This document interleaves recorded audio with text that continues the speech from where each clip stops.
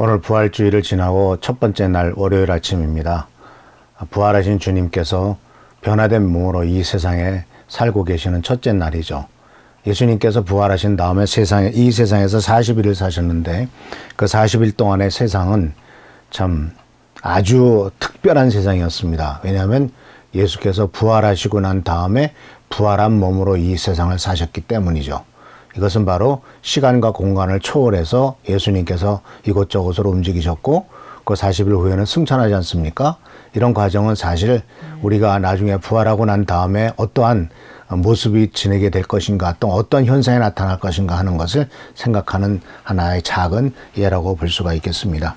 오늘부터 이제 생각해 보려고 하는 것은 부활의 복음과 증인이라고 하는 제목으로 일주일 동안 6가지의 주제를 갖고 같은 제목을 가지고 6가지 측면을 같이 한번 생각해 보려고 합니다. 오늘은 첫 번째 시간으로서 바로 이 부활절에 부활의 복음이라는 것이 어떤 의미를 갖고 있고 부활의 복음은 어떤 것이냐, 그리고 초대교회 때 보여줬던 복음은 어떤 것인가 하는 것을 같이 한번 생각해 보려고 합니다. 오늘 하나님 말씀은 고린도전서 15장 3절 4절에 나오는 말씀입니다. 제가 읽겠습니다. 나도 전해받은 중요한 것을 여러분에게 전해드렸습니다. 그것은 곧 그리스도께서 성경대로 우리 죄를 위하여 죽으셨다는 것과 무덤에 묻히셨다는 것과 성경대로 사흘날에 살아나셨다는 것.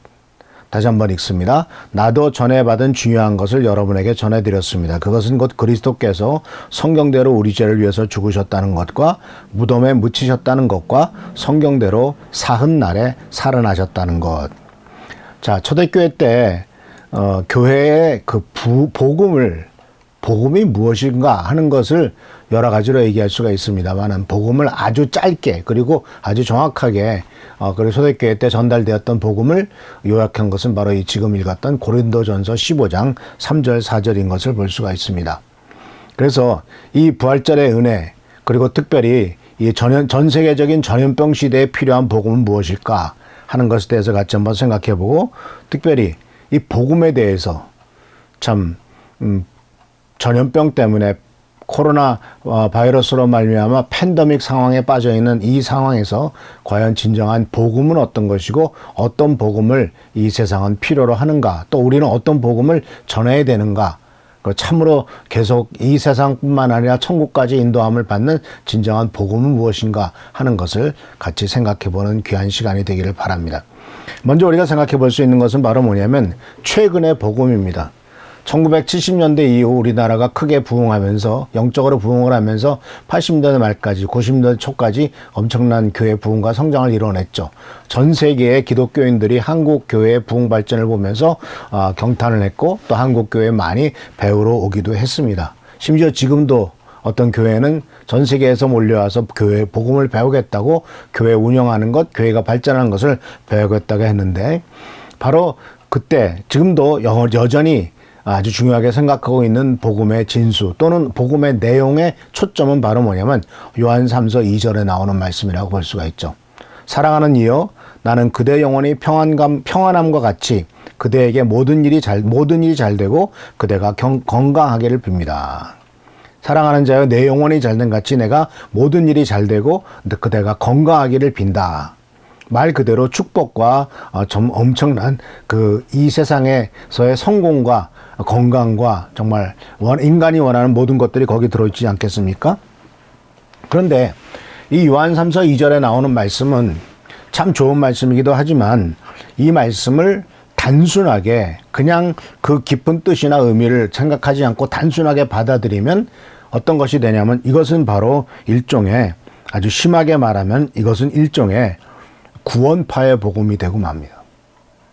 구원파의 특징이 뭡니까? 예수님이 우리 죄를 위해서 돌아가셨고 예수님의 은혜로 우리가 구원받았으니까 우리는 더 이상 죄를 짓지도 않고 죄를 지어도 다 용서받으니까 마음껏 죄를 져도 된다 하는 생각을 하고 있습니다.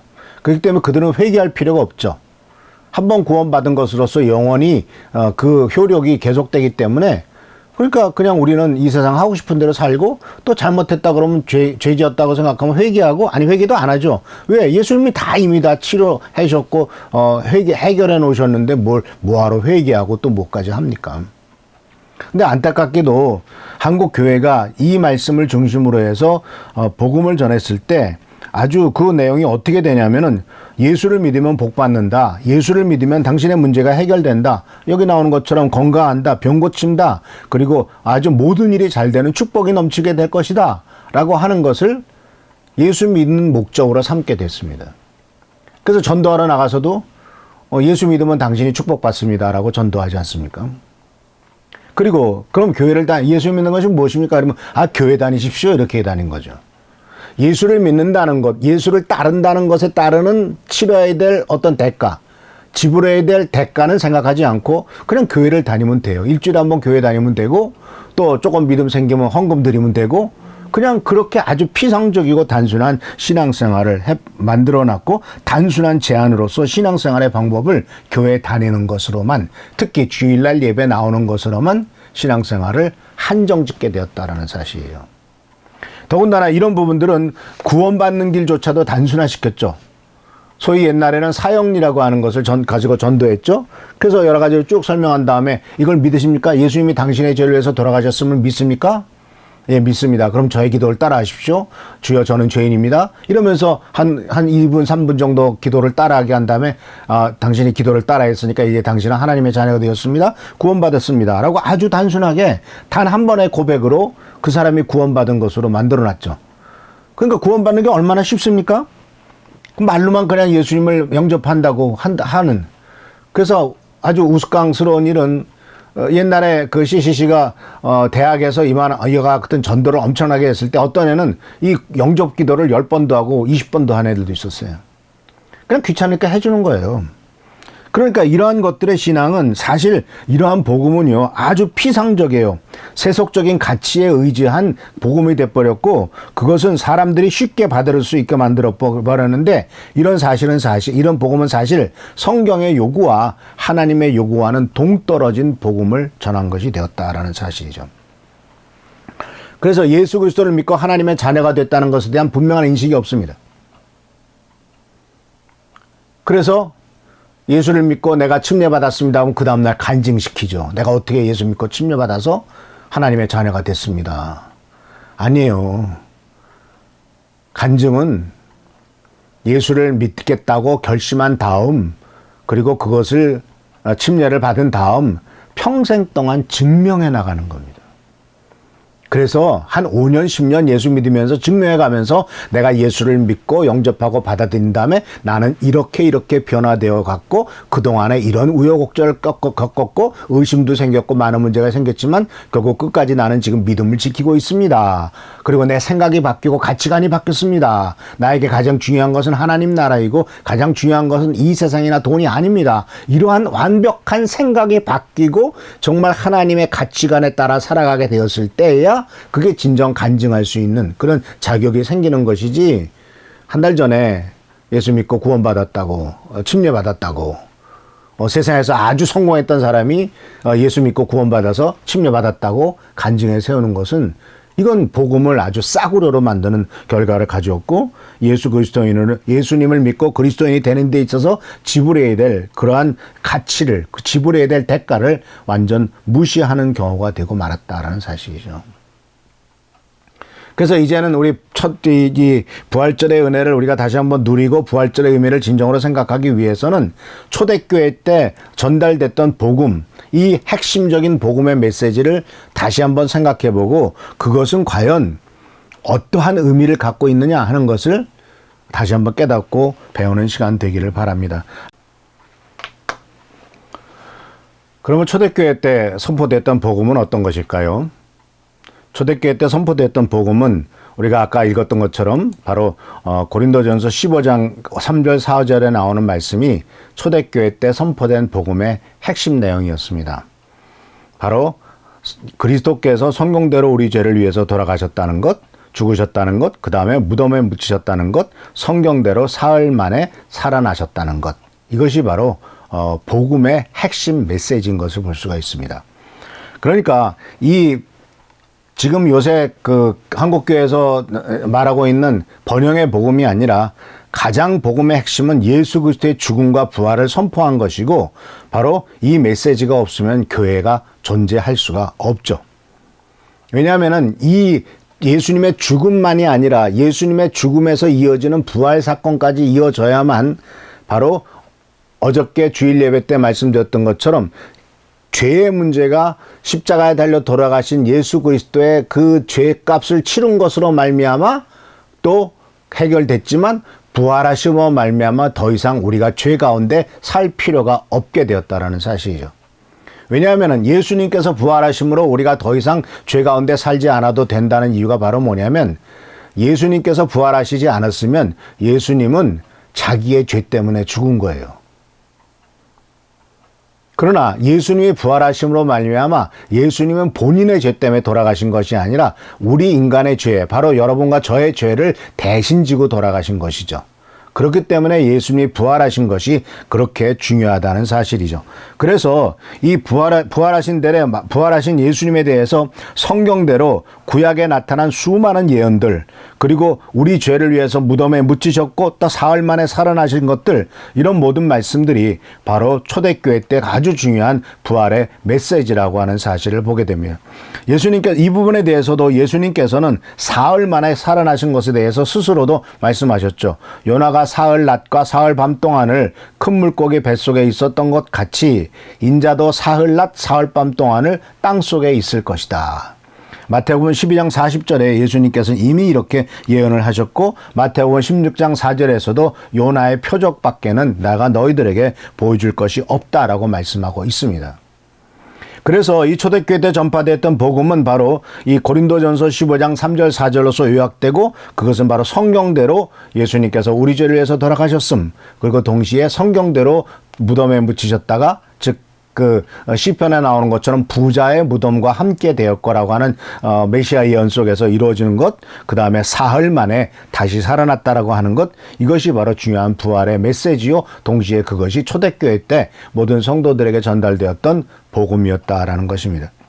그래서 이 복음의 메시지는 그것으로 예수님께서 죽으심과 부활하심에 초점을 맞추고 있지, 세상의 어떤 기준과 축복의 메시지에 축복받는다는 메시지의 복음이 초점을 맞추고 있지 않다라는 사실이죠. 그 당시에도 굉장히 가난했습니다. 그 당시에도 힘든 일 많았고요. 병든 자 많았고 고통스러운 자 많았습니다. 그런데 성도들에게 사도 바드로나 사도들이 다 전달했던 것은 예수님이 바로 돌아가셨고 그리고 부활하셨다는 사실입니다. 그래서 이 부분에 대해서 사도 베드로가 이제 사도행전 2장에 처음 설교를 하죠.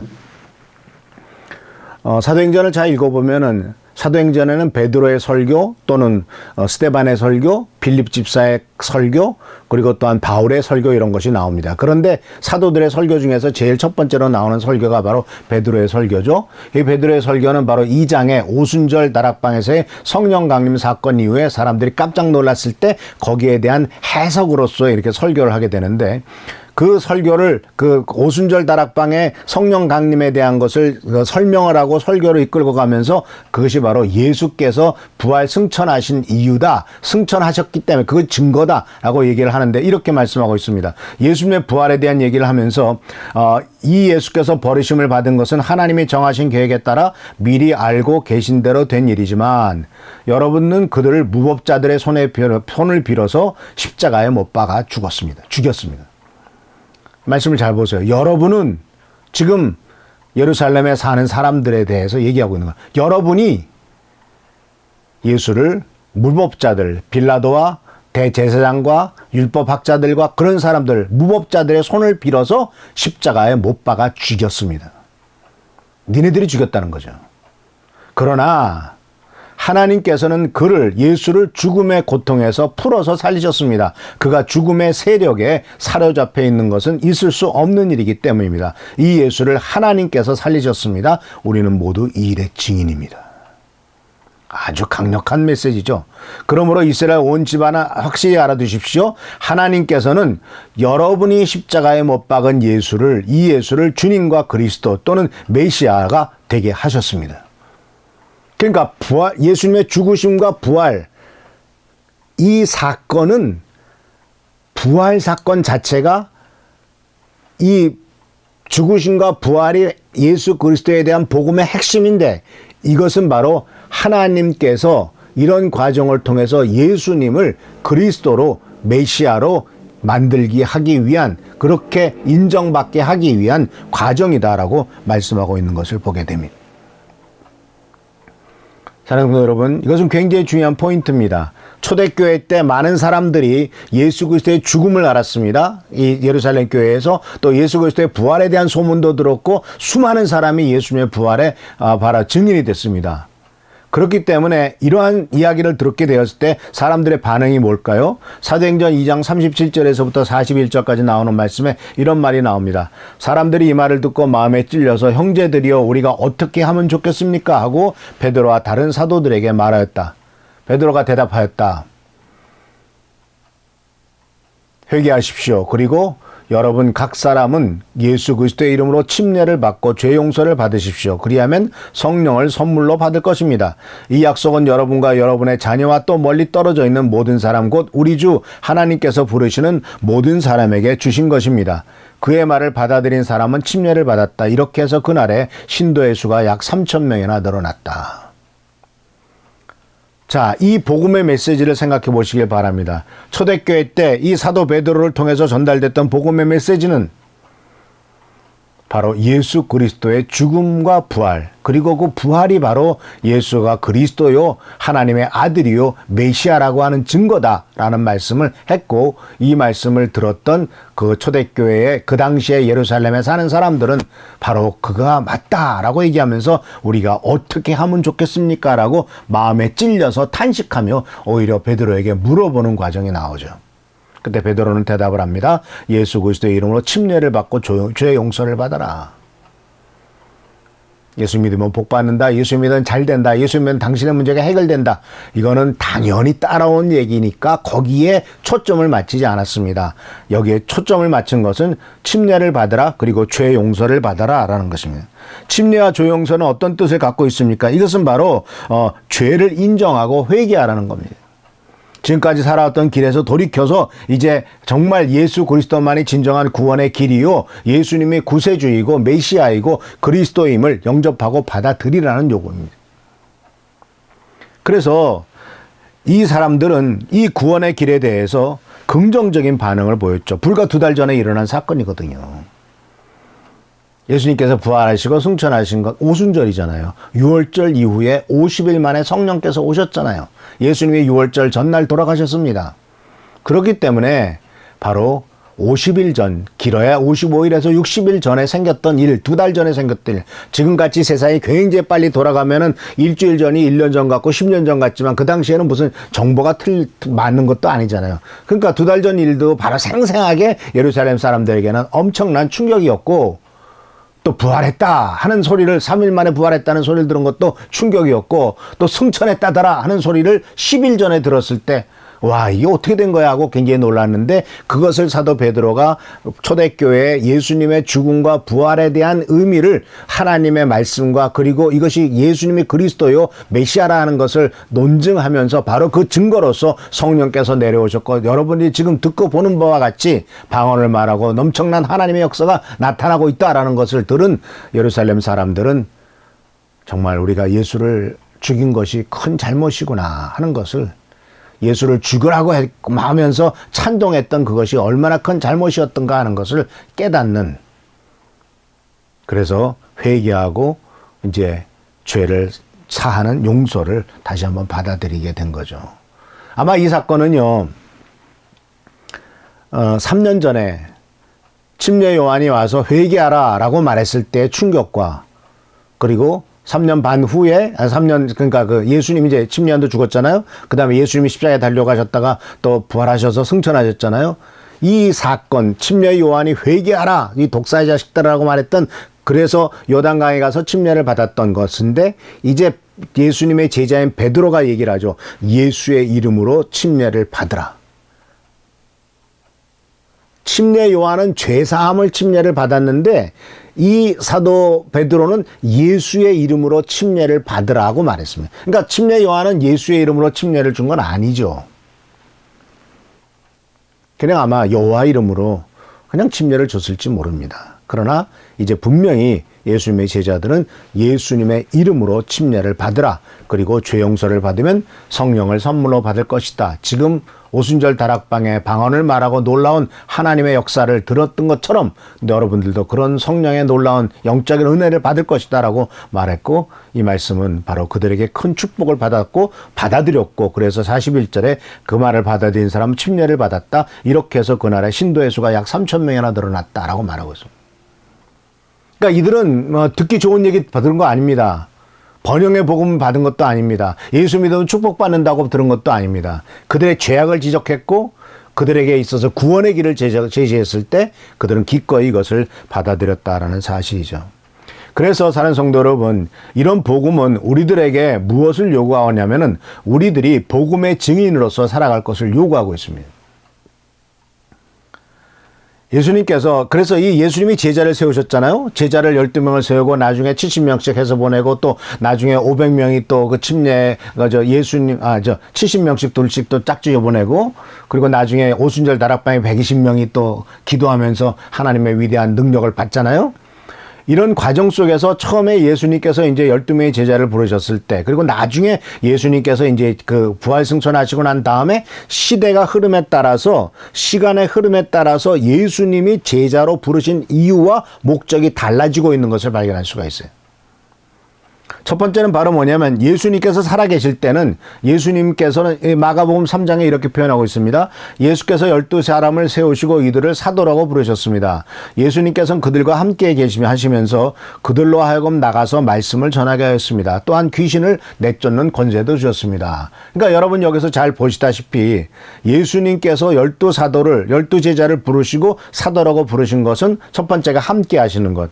그렇죠. 육신적으로 함께 하시는 것. 두 번째는 나가서 복음의 말씀을 전하게 하는 것. 세 번째는 바로 귀신을 내쫓는 권세를 줘서 그들로 하여금 예수님처럼 동일하게 귀신을 내쫓을 수 있게 하는 것. 이것이 예수님께서 제자를 부르신 목적이죠. 사실은 그것은 진정한 목적이 아니라 이제 예수님께서 세상을 떠나시고 부활 승천하신 다음에 남겨진 제자들이 예수 그리스도의 사역을 지속적으로 이어가기 위해서 훈련 과정이었죠. 근데 이제 예수님께서 이제 부활하셨습니다. 그리고 승천하기 직전입니다. 그래서 사도행전 1장 8절에 이렇게 말합니다. 그러나 성령이 너에게 내리시면 너희는 능력을 받고 예루살렘과 온 유대와 사마리아에서 그리고 마침내 땅끝까지 이르러 내 증인이 될 것이다.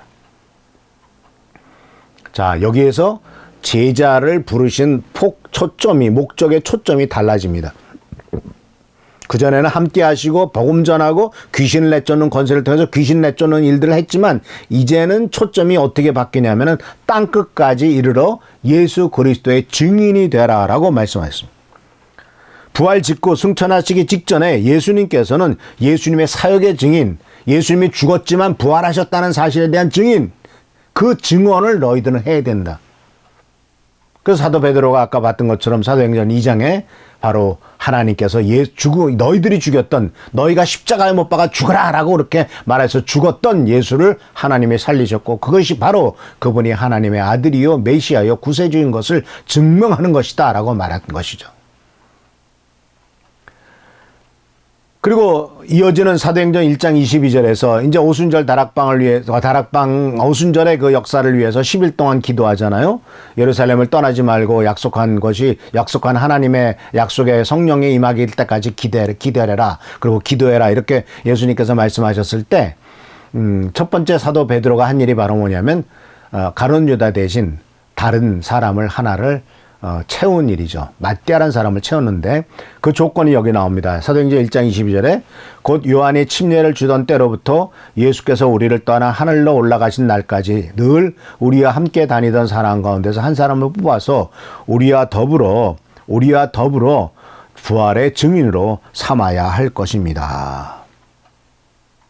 마찬가지죠. 여기에서 그 예수님의 증인이 되라 라고 말했을 때 어떤 증인이냐 했을 때 이 초점은 부활의 증인이 됐다라는 것입니다. 그러니까 예수님의 십자가에 돌아가심과 부활이라고 하는 이 사건이 복음이고 그 복음이 이야기 속에 만들어진 것, 어떤 학자들의 어떤 상상력 속에서 만들어진 이론이 아니라 내 눈으로 보고 내 삶으로 체험하고 내 삶의 변화를 통해서 증명되었던, 그리고 예수 그리스도는 정말 하나님의 아들이요 우리를 구원하신 구세주이고 그리스도라는 사실을 내가 그렇게 경험했고 바로 내가 그 증인이다. 목숨 걸고 이 증인이 되는 일들을 하기 위해서 예수님의 제자 중에 하나를 결원된 한 명의 제자를 채웠고, 그 채운 목적이 바로 뭐냐면 바로 부활의 증인으로서 그 역할을 감당하게 하기 위함이다라는 것입니다. 오늘 첫 번째 말씀은 여기까지 말씀을 드립니다. 부활의 복음이 무엇인가를 설명을 드렸습니다. 그리고 진정한 복음은 초대교회 때 많은 사람들에게 가슴을 치면서 그들이 정말 회개하고 돌아오게 했던 복음은 예수 믿으면 잘 되고 복 받고 그런 수준이 아니라 정말 예수가 누구인가를 분명히 깨달았던, 그것을 통해서 변화되는 예루살렘 사람들의 변화의 모습을 우리가 발견할 수 있죠. 물론 이들은 불과 몇 달 전에 실제로 사건을 경험해 예수님의 죽음과 부활이라고 하는 사건, 승천이라고 하는 소문을 다 들었기 때문에 이런 것을 쉽게 받아들일 수가 있겠습니다만은, 나중에 사도행전에서 예수님에 대한 복음을 이제 베드로나 바울이 이방인들에게 전하겠을 때도 동일한 하나님의 아들이심을 전했고, 동시에 그들도 그것을 예수님의 죽음과 부활을 전했고, 이 부활에 대한 것에 대해서 예를 들면 그리스도인들은 그것을 웃음거리로 생각했지만, 그러나 그것을 받아들이고 변화되는 사람도 생긴 것을 우리는 성경을 통해서 배울 수가 있습니다. 그래서 오늘 하루가 예수님의 죽음과 부활이라고 하는 이것이 초대교회 때 말했던 진정한 복음이었음을, 그 복음을 받아들였을 때 우리들도 정말 큰 축복과 은혜, 생명의 은혜가 우리 가운데 넘치는 것을 깨달으면서 오늘 하루 승리하는 여러분 되기를 축원합니다. 기도하겠습니다. 좋으신 주님 은혜를 감사합니다. 부활의 은혜가, 또 부활의 복음이 우리들의 삶을 변화시키고 우리들의 삶 속에 진정한 축복과 은혜로 다가해 오신 것을 감사를 드립니다. 간절히 간구하고 나옵기는 예수 그리스도의 죽음과 부활의 그 귀한 복음을 우리가 분명히 귀중하게 깨닫고 그 복음을 통해서 우리들이 변화되며 하나님 나라의 축복을 누리도록 인도하여 주옵소서. 주께 감사하고 예수님의 이름으로 축복하며 간절히 기도하옵나이다. 아멘. 하나님께서 함께 하시고 축복하시기를 간구합니다. 계속 교회를 위해서 기도하시고, 또 우리 한은조 선생님, 그리고 최승규 장로님, 또 우리 유관난 성도님, 또 공기도 집사님, 또 준이 이렇게 질병 때문에 고생하고 또 수술하고 하는 이런 모든 분들의 치유가 하나님께서 속히 이루시도록, 회복과 치유와 재활, 이런 모든 일들이 아름답게 이루어지도록 계속 기도하시고, 또 오늘 승리하는 여러분 되시기를 축원합니다. 할렐루야. 감사합니다.